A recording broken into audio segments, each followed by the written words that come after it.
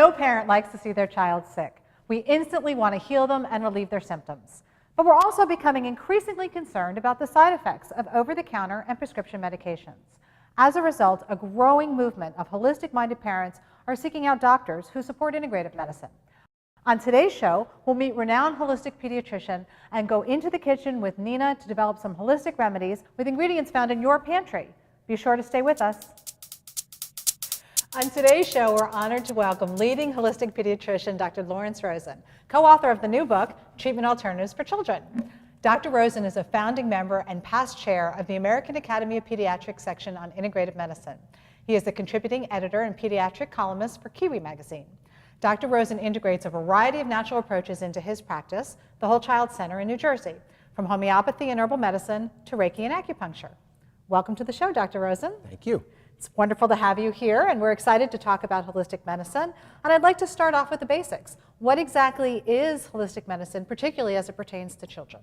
Well, holistic medicine is really a philosophy of care, and we talk about it in terms of the whole child or the whole person. What that means is we're really looking at not just the physical aspects of health, but also emotional, spiritual connections and community and family. And we call it integrative medicine now, which is really the best of both, the blending of conventional and complementary and alternative medical therapies in a very individualized, holistic approach, safe and effective remedies for kids and for adults. Well, I could imagine that taking that whole perspective and taking into account family relationships, emotional and whatnot, takes a lot more time and thought than would a conventional medical approach where you have much more of a checklist of symptoms. How does that impact your practice? I imagine you would spend a lot more time with your patients, and Yes. It's a little bit more personal, I would think. It is more personal, it's very time-based, and so when you look at the average office visits being 5 to 10 minutes, we tend to spend upwards of 30 minutes or so on average, and sometimes much longer with new patients. That's how we have to operationalize the care, because it's not just about the therapies and the remedies we're using, it's about the relationship. Holistic medicine, integrative medicine, and I think medicine in general should be participatory.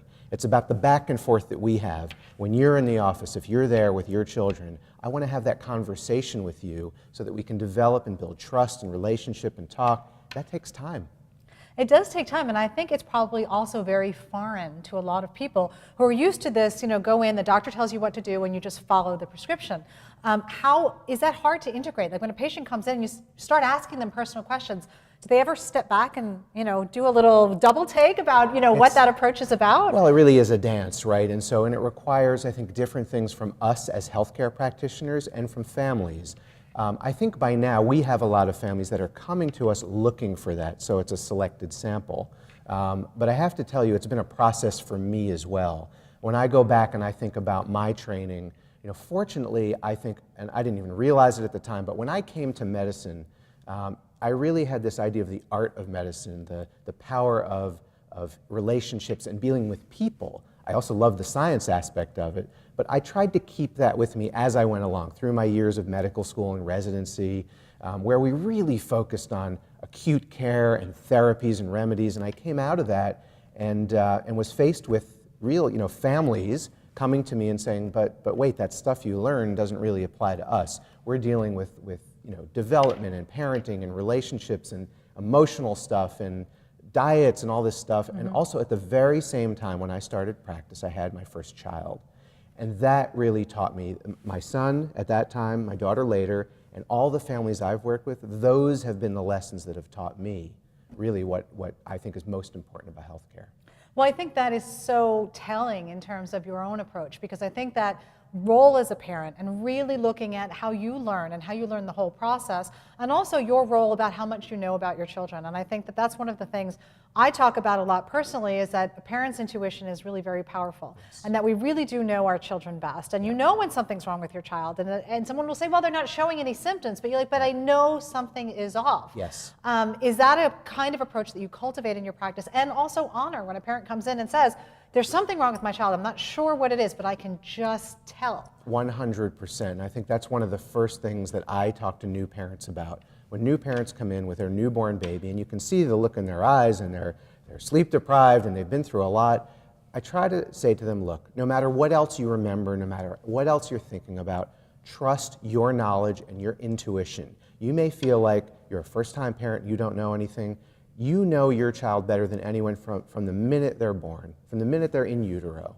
Trust that intuition. If you wake up at 3 in the morning and you think something's not right, I would always rather have you call me then and have it be nothing than have it turn out to be something big. So I listen to that with parents, and I try it when I have students in my office, when I do training. I try to teach people trust parents' intuition. That's really important, and we have to nurture that. It takes a lot of courage. It does take a lot of courage, and I would say that there are a lot of parents who struggle with that, especially those who are following a path of natural or holistic living, because they're doing things that are not conventional, and they're trying to raise their children in a little bit different way.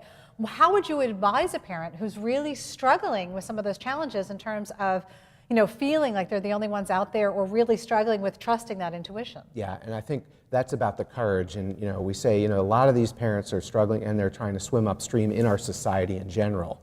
There's so much more information now about how to live an environmentally healthy life and which products to use and what natural remedies to use, yet many parents were brought up in more of a conventional setting, whether it was by their parents or their grandparents. And so I try to honor that and give them the tools that help them go back within their family units and their communities and say, look, can we connect with other parents who are like-minded to help us develop those resources and tools? Absolutely, I think. And so that courage takes time to develop and to honor. And so I try to nurture that. It really can be over generations or within families. And so I like to tell the story. One time, it was a few years ago, I had a mom who brought in her newborn baby. She was of Russian descent, had been in America for a while. She was with her mom who was living with her. And the grandmother was going on in Russian very vehemently and yelling and screaming and pointing to the baby's feet.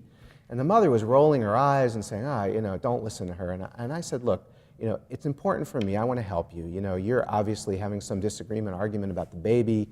What's she saying? She said, she's going on and on about how in Siberia, where we grew up, it's wintertime and we have to prepare the baby for winter. Can we put ice on the baby's feet every day?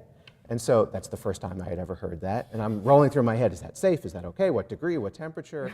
But it really turned into a conversation, and I said to the mom and to the grandmother through her, let's have that conversation and talk about, what are your expectations? What's going on? What does your intuition tell you?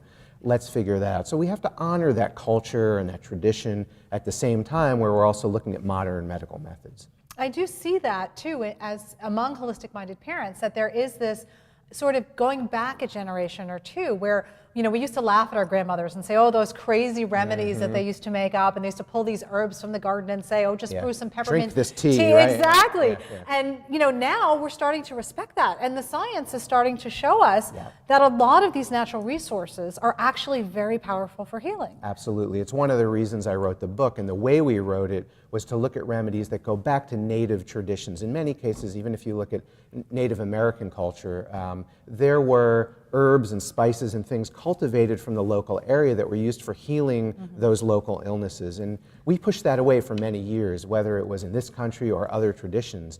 And so now we're coming back and realizing, well, there really are scientific reasons, many of these things. Simple example, willow bark, which comes from the willow tree, has the active ingredient that became an anti-inflammatory, or aspirin, salicylic acid. Right. And there are many examples in medicine of things taken from nature. Just because it's natural doesn't necessarily mean it's safe, but we are having the underpinnings and the understanding now of why, as we, what I call, go back to the future, we can understand why some of these remedies work the way they do and how they can be used. I think Back to the Future is a perfect analogy for what the whole holistic trend is, in terms of medicine and also in terms of diet, which of course health and wellness are very much interconnected. Yes. And a lot of us are going back to sort of real whole foods as well as part of our health and wellness, and starting to shun a lot of the conventional high processed foods and whatnot. Yes. And so I think that there is this movement to say, let's step back a little bit. Maybe we've crossed that line a little bit in terms of, technology not always being moving us forward in the way that we would have thought. Well, it's that dance, and we really have to figure out how to take the modern tools we have and integrate them with sort of these old-fashioned beliefs. And I think one of the neat things we can say is there are conventional remedies, there are alternative remedies. How can we work on them and pair them together and say, what are cool things you can find in your kitchen cabinet rather than your medicine cabinet that can help you be as healthy as you can be in a safe, natural way? Absolutely, and there are things that you can find right in your own kitchen. Stay with us. We're going to head over and take a look at some of the natural things that you can find in your own home or around the natural food markets that will really help you experience health and wellness in a whole different way. Stay with us. Welcome back. We're here again with holistic pediatrician Dr. Lawrence Rosen. Earlier, we talked about how a wide range of conditions can be treated with a holistic approach. And we have an interesting variety of natural treatments here, and we're going to take a look at some of them and see how you can heal with some of these very simple natural remedies. First off, we have something that probably everyone has in their kitchen pantry, and that's good old-fashioned honey. Dr. Rosen, what is honey in terms of healing and wellness? Honey's amazing. It's one of nature's most amazing natural cures. It can do so many things. The cool thing we're discovering, whether it's about coughing, sore throats, and a couple of other things, we're understanding the science behind much of this. So it's an important remedy in many cough medicines. It's great for sore throats when you mix it with tea. Two really neat uses. One is for seasonal allergies. If you think about how is honey made? From the pollen that the bees take. So if you take locally cultivated honey, which comes from the pollen in the area, and you give a small little bit, half a teaspoon, every day before the allergy season starts, theoretically, you can prevent allergies from developing through tolerance. The other really neat use, using a kind of honey called Manuka honey from New Zealand, is for wounds, wound infections. There are very strong antibacterial properties in Manuka honey, and surgeons even are applying honey directly on wounds post-operatively and showing incredible healing effect in avoiding antibiotic use. There you go. So your grandmother's love of honey and a teaspoon of honey for a sore throat is actually a really good idea. It is. It's used also in cough syrups as a blend. This one here has homeopathic medicines mixed with honey, so it can be used only age 1 or older. It's important to state honey's not safe for use in kids 1 and younger. Okay, so over the age of 1, honey is a great, simple remedy that we can use. Yes. We also have some aloe vera gel here, as well as a beautiful aloe plant, and a bunch of essential oils. Now tell me a little bit, what are essential oils and how do we use them for healing? So essential oils are the oil that come from different plants in nature. You can distill the oil particles, if you will, and they have medicinal values in and of themselves. Many people know oils for their use in aromatherapy, where you smell. It could be lavender, which is calming. Some people use eucalyptus, which is one of these oils, for respiratory, to open up your breathing passages. Interestingly, we have them here for a different reason, which is in a hand sanitizer. We've come up with a great do-it-yourself hand sanitizer recipe.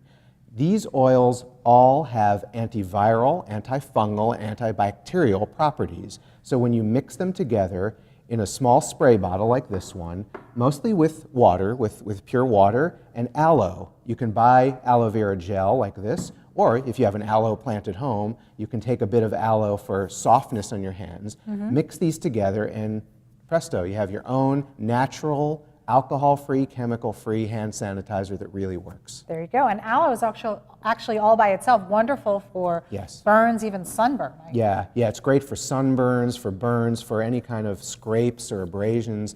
If you're going to have one plant in your home, kids love it. Look at it, it's all spiky and stuff. And if you show them, you can actually break open the leaf and it's got the sticky gel inside. You can take that, just put it right on a burn. Within days, you're healed. And we'll get the hand sanitizer recipe right on our website, so you can take a look at that. We also have over here something called arnica, which I'm quite familiar with. We love homeopathy in our family. Tell me a little bit about what this is and how it works. So homeopathic medicines are a whole other branch of medicine. The theory with homeopathy is that you're taking very dilute substances that you find in nature, and it's kind of hard to understand and explain from a Western medical perspective, but the same substances that in large quantities would cause a disease, in infinitesimal quantities may cure that disease.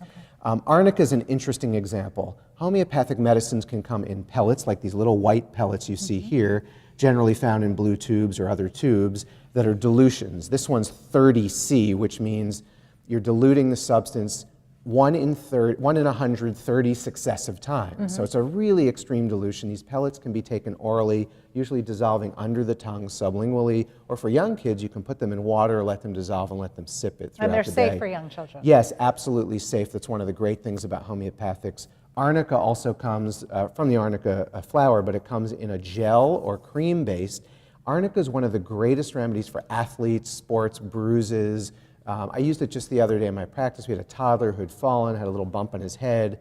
The mom started giving him arnica pellets, and within hours, bruise disappeared. Yeah. So, I carry arnica. I used to carry arnica in my purse all the time when I had toddlers. Yeah. And it was the first thing on the playground, at school, that we would pull out as soon as a bump or a bruise, Yeah, anything, it's and it terrific. does really do amazing things. Yep. All right, now this is a very unusual looking little pot, almost looks Yep. like a teapot, but it's not. No. Tell us what this is and how we can use this. this is called a neti pot, N-E-T-I. Neti pots are meant to be used as rinses. So you put in it distilled water, it has to be purified water, very important to note, with sea salt, a small amount of sea salt, which we have salt, here.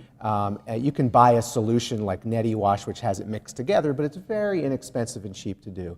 And the theory is you take the pot itself, you fill it with this solution, and you're literally over a sink going to rinse it in one side, up and around and out the other. It seems kind of, like a struggle or bizarre, but Right.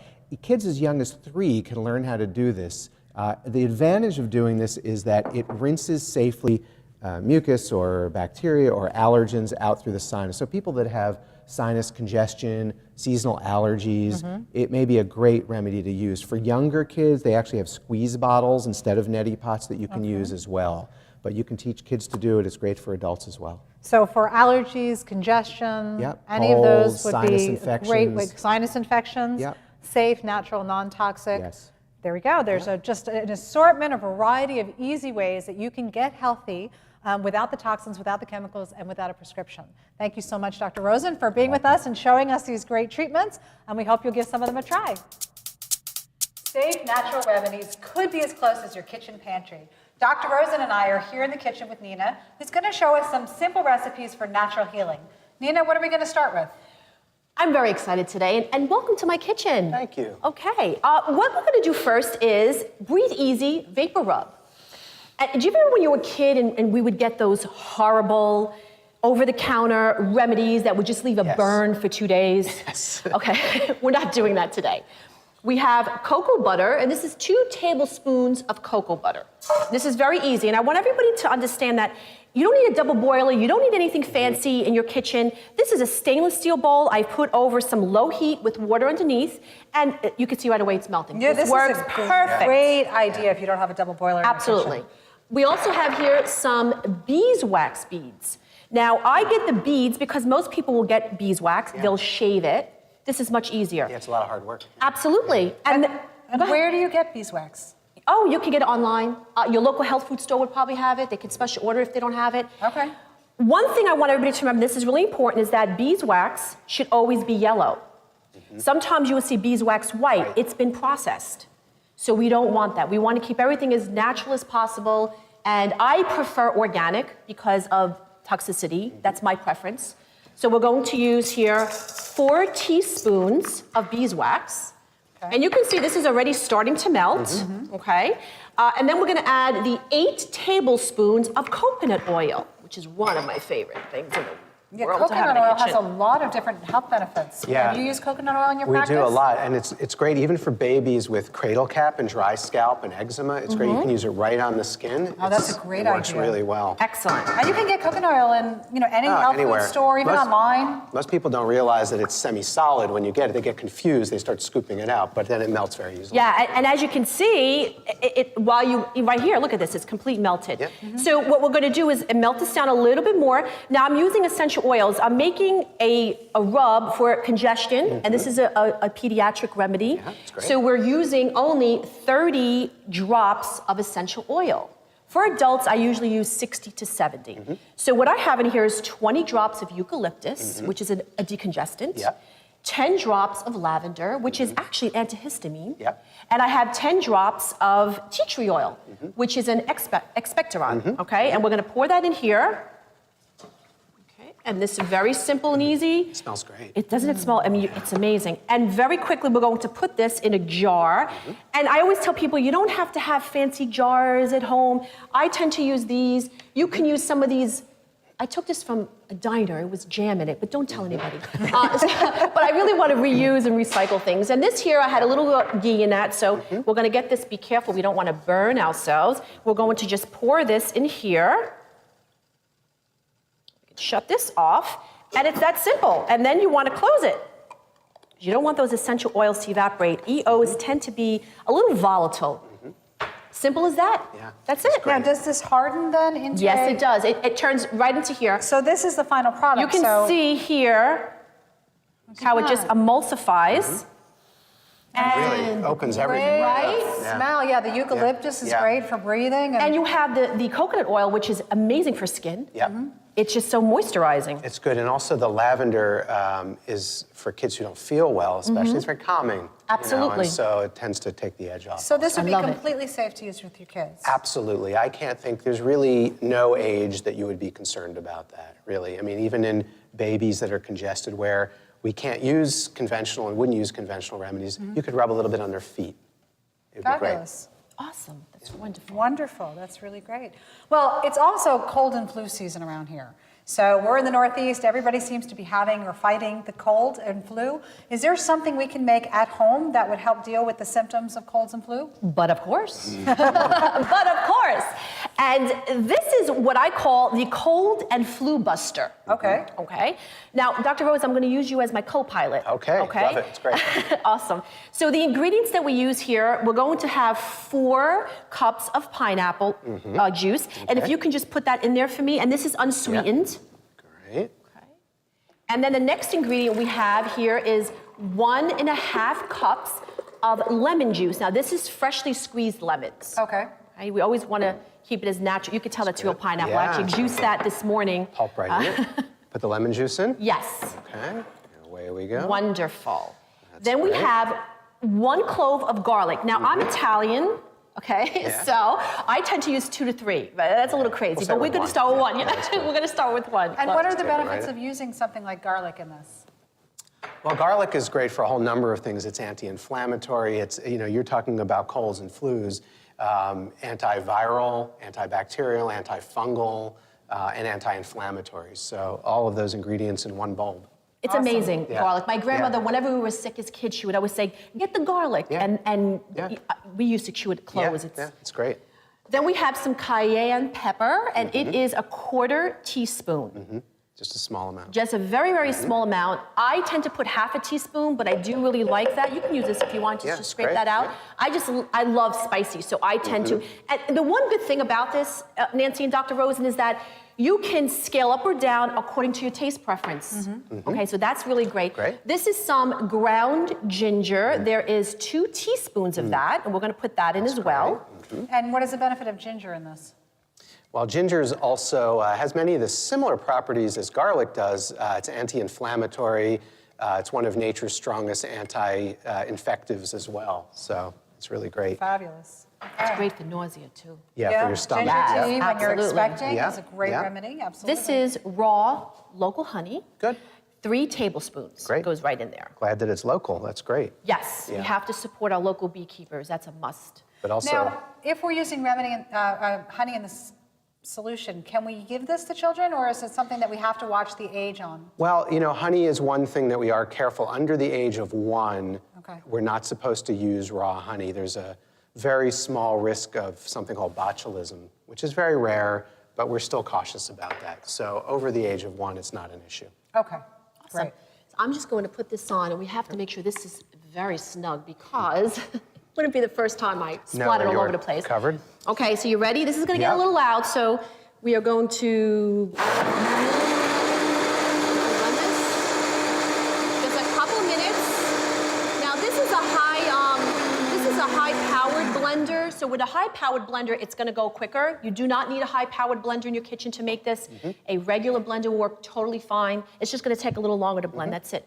And that's it. This is as easy and simple. And I'm going to have the 2 of you taste test this. Oh, great. I have spoons here for you because I want you to see how really amazing this tastes. Here's a spoon for you. Okay. See if you like that. Just dig right in. All right. Here goes. Okay. Ready? Now, isn't Wow. that great? It is really good. Surprisingly. Yeah, no, I'm not just saying that. It Nancy, really you have is to good. taste this. It has a kick to it. And you know what I do for with If you're my not son? expecting The garlic. really- the garlic. It's the cayenne and the garlic, but It actually does taste tastes good. really Believe it or not, great. it It's really got does. a Now, how sweetness. much of this would you drink during cold and flu season? I personally will put it in a cup and I sip it throughout the day. That's what I do. For children, nice. what you can do is you can make some boiling water with some more honey and just add this in tablespoons, or you can make ice pop with it.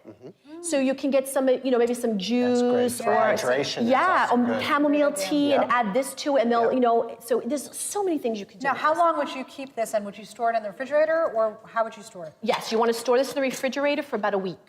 Okay. Now, I just want to share with you, when I make this for my son, I sing a little song to him. And this is thanks to Ray Parker Jr. When your head hurts and your throat is sore, who you gonna call? Cold Buster. Cold Buster. Who you gonna call? All right, thank you, Dana. You're on your own with that one. Practical remedies. All right, well, my little son loves it. It doesn't mean you have to like it, but it's okay. He likes it. Thank you so much. And you can make these simple, natural, safe remedies in your own kitchen with things that you have in your pantry. Join us on Facebook, where you'll find these recipes and other great information about natural living. We'll be right back with some final thoughts right after this. Your health and wellness is a very personal journey. We often discount our own intuition because of concerns about societal views. Wherever you are on your holistic journey, trust your intuition.